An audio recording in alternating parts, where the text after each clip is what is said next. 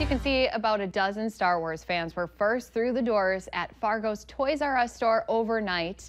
They got to look at hundreds of new Star Wars items. The midnight opening was part of a nationwide unveiling of new toys inspired by the upcoming film, Star Wars: The Last Jedi. All weekend long, fans can bring to life some of their favorite Sega characters through a pop-up reality treasure hunt that unites fans in the battle against the dark side. Well, good morning. We have nonstop news to the top of the hour and weather to help you plan your day. Starting off with new information for you this morning. The Minnesota State Patrol is investigating a rollover crash overnight that injured one person. It happened just before midnight on Highway 10 near Staples in Todd County. Troopers say 29-year-old Zachary Lindsay of Park Rapids lost control of his pickup when he fell asleep. The truck spun around twice, then rolled in the ditch. A passenger was treated for non-life-threatening injuries. Well, funeral arrangements for Savannah Graywin are in the works. The Ramsey County Medical Examiner tells Valley News Live that Graywin's body can be released once family chooses a funeral home. Meanwhile, authorities say a farmstead near where Savannah Graywin's body was found is no longer considered a crime scene. Her body was discovered Sunday in the Red River near Harwood, wrapped in plastic. Fargo police say they are actively pursuing all leads and options to determine where Savannah was murdered. Graywin's mom and dad and her boyfriend are now being allowed to see the baby girl believed to be Savannah's, who they've named Hazley Joe. As of yesterday, they have not heard when the baby will be released to family. Police are still waiting to see DNA test results. And one young Moorhead girl is taking to the streets to help Graywin's family. She's opening a lemonade stand with plans to donate every penny to Hazley Joe Graywin. Bentley's pop-up fundraiser starts at 11:30 this morning. It's at JT's Lawn Care, located at 2660 16th Avenue South in Moorhead's Industrial Park. She's serving cold lemonade and goodies. Her family says Bentley has already raised $107. President Trump is planning a visit to North Dakota next week. He'll be in Mandan to make a pitch for tax reform. The president is expected to visit the Tesoro refinery in Mandan on Wednesday. About 500 people have been invited. Valley News Live will be there to provide coverage of the president's visit to North Dakota. Yesterday's announcement came shortly after we found out a North Dakota company out of Dickinson is one of 4 contractors chosen to create concrete prototypes of the wall that the president wants to build along the border between the U.S. and Mexico. If you want details on the prototype, we've got them posted on our website at valleynewslive.com. With the rain backing off, residents of Houston now have the unenviable task of seeing what they can salvage from their homes. People have begun digging through their possessions, with piles of furniture and debris outside many homes. In many cases, almost everything from a basement or first floor may have to be discarded. Vice President Mike Pence toured storm-ravaged neighborhoods in Rockport and even put on the work gloves to help clear debris brush from one property. Well, it's time now to take a look at our weather leading into the holiday weekend with meteorologist Justin Fanfarelli. And thank you, Chrissy. Good morning, everybody. We have temperatures today topping off into the upper 60s into Lakes Country and mid to upper 70s as you make your way into our North Dakota counties. Mostly cloudy skies with a couple of rounds of some showers and possibly some thunderstorms out there. Now, it is pretty cool out into some areas. Baudette at 49 degrees, 54 at Bemidji, 59 at Detroit Lakes. Everybody else into the lower to mid 60s right now. We got that southerly wind that is really keeping temperatures up under the cloud cover, and it is windy in some places, especially into the southern valley. Fargo seeing a wind speed of 18 sustained, 32-mile-per-hour wind gust as you made your way through the 6 o'clock hour. Most of us are just seeing increasing clouds, partly cloudy skies turning mostly cloudy with some rain moving through. The rain has moved through the Candu area, now moving off to the east of Candu, and Devil's Lake about to get some moderate rain, and so is the Carrington area and points off to the north, and that rain still moving very slowly into western Stutzman County.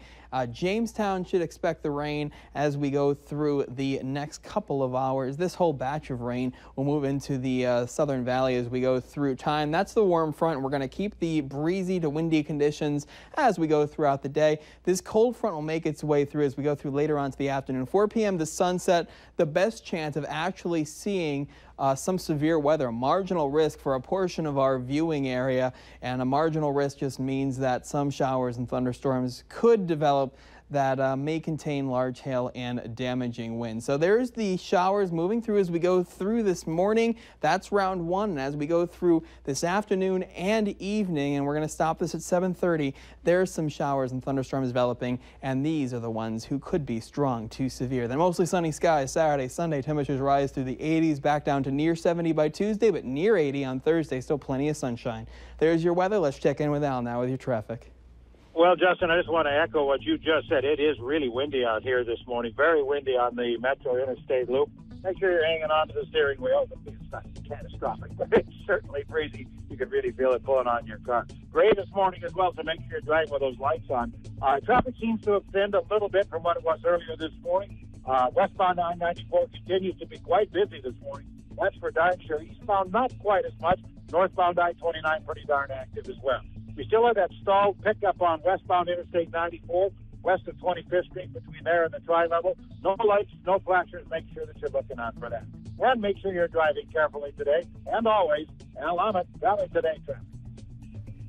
Well, people in Fargo and West Fargo are getting their tax statements for next year. And even though lawmakers said some tax property relief would be seen, that doesn't seem to be translating into lower property taxes. As Valley News Live reported, the state would throw out a property tax relief program and instead opt for using that money to fund county social services. What that means is an average of 8 to 9% tax increases across the board. Well, some say it's not only frustrating, it's downright confusing. Residents in one South Fargo neighborhood say they've seen their bills increase anywhere from a few $100s to well over $600. The superintendent for Northern Cass School has pled guilty to DUI. Corey Steiner must pay a $1,000 fine and will be placed on 360 days of probation. Steiner was pulled over near Mapleton August 12th with a blood alcohol level twice the legal limit. School board leaders indicated they'd wait until after court proceedings before deciding on what action to take with Steiner. He is not only handling superintendent duties, but also helping to fill a principal vacancy that was created when Ryan Lawson was earlier let go this month. A rollover in Benson County has one North Dakota man facing a DUI charge. Authorities say 43-year-old Brad Paulson of Maddock was driving just south of town when he went off the road and rolled. He was taken by ambulance to a hospital in Harvey, and police say he's expected to be okay. A Moorhead man wants a trial on 4 felony child abuse charges. 31-year-old Sean Foltz requested a jury trial yesterday in Clay County Court. Now, documents state that police were alerted to the case back in May when a 2-month-old child was brought to the hospital with bruises and marks in several places on her body. During the investigation, Foltz told police he had rubbed hot sauce in the child's eyes, snapped her in the face with a towel, and would think of ways to hurt the child while he was at work. He is facing 2 assault charges, along with charges of child neglect or endangerment and malicious punishment of a child. A North Dakota man will spend nearly 2 decades behind federal prison bars for production of child pornography. 28-year-old Justin Wiley pled guilty to 1 count of production of child porn in November. Investigators found child porn files being shared from his computer. More than 7,000 suspected child porn images and 102 suspected child porn videos were recovered from Wiley's computer. Well, it is Friday, so it's time to take a look at this week's Valley's Most Wanted. Police say Douglas Sorensen is wanted for probation violation and criminal trespass, which are felonies. Now, you're asked to call local law enforcement if you have any information on him.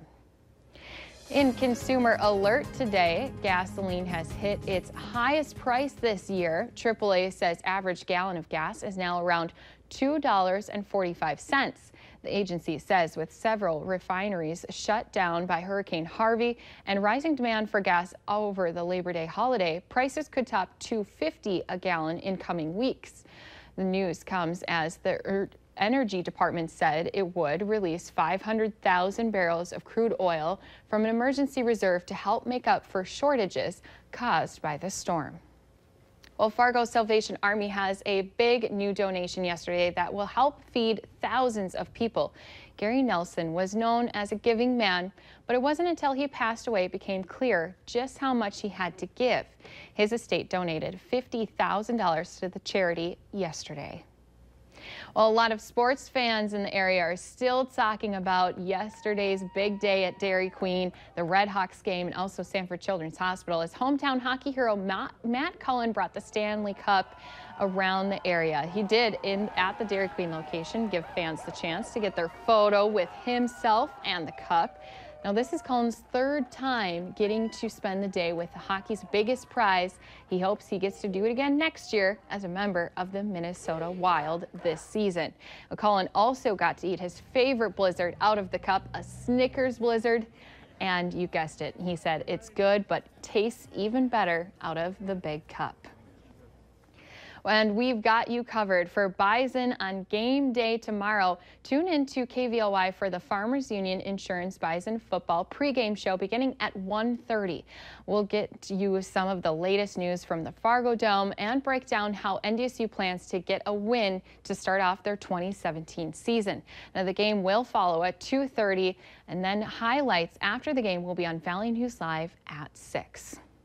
Well, it's time to get the answer to our question of the morning on Facebook. Today's question, we asked you, the number of tourists here has increased by 800% in the last 25 years, and the answer is in Antarctica, which was hard to believe. Don't know if I'm going to go there, but you can take part in our question of the morning every weekday on Valley News Live's Facebook page. Just go and join the conversation. All right, and we have a chance of some showers and thunderstorms. Some of the